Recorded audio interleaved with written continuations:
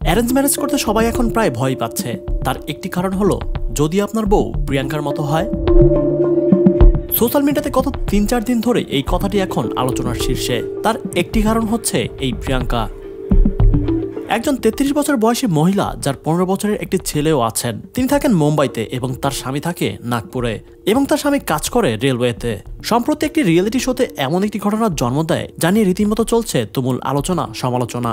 শোতে যেই ঘটনাটি ঘটে সেটি হলো মোহাম্মদ আদিল নামের একজন ব্যক্তি যিনি নিজেকে ডিজাইনার হিসেবে পরিচিতি দেন। সে তার ডিজাইনের ট্যালেন্ট দেখানোর জন্য একজন মহিলার পরনের থাকা পোশাকটি কাটতে শুরু করে।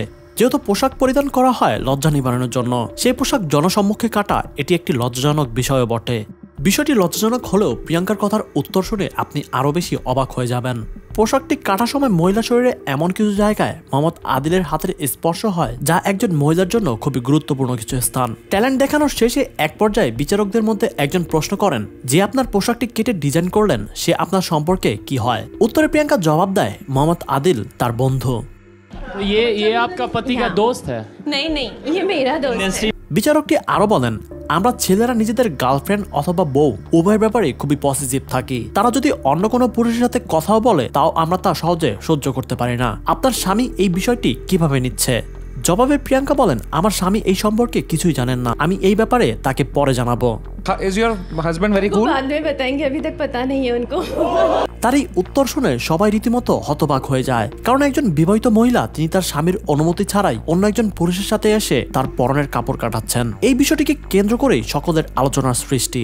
প্রিয়াঙ্কাকে আরো জিজ্ঞাসা করা হয়, এটি নিয়ে আপনার স্বামীকে কোনো রকম আপত্তি জানাবেন না? প্রত্যুত্তরে জবাবে প্রিয়াঙ্কা বলেন, তিনি কোনো আপত্তি জানাবেন না। যেহেতু আমাকে মুম্বাইতে থাকার জন্য অনুমতি দিয়েছেন সেই ক্ষেত্রে তিনি আমাকে এই বিষয়টি নিয়েও কিছু বলবে না। অর্থাৎ বিষয়টি সে এমনভাবে নিচ্ছে ভিন্ন জায়গায় থাকা এবং নিজের শরীরের পরনের কাপড় কাটা দুটোকেই একভাবে নিচ্ছে। প্রিয়াঙ্কা আরো বলেন, আমার খুব কম বয়সে বিয়ে হয়েছে, তাই আমি তখন কিছুই করতে পারিনি বলেই এখন করছি। এই প্রিয়াঙ্কার মতো কিছু মেয়ের জন্যই এখন গোটা সমাজটা এই জেনারেশনকেই দোষারোপ করছে। তার স্বামী যখন এই ভিডিওটি দেখবেন তখন তার মনের ভিতরে কতটা কষ্ট বা কতটা আক্ষেপ থাকবে তার এই বিবাহিত বউকে নিয়ে, আর কেমনই বা লাগবে তার সেই 15 বছর বয়সীর ছেলের যখন তিনি দেখবেন তার মা অন্য একজন পরপুরুষের হাতে নিজের পরনের কাপড় কাটাচ্ছেন।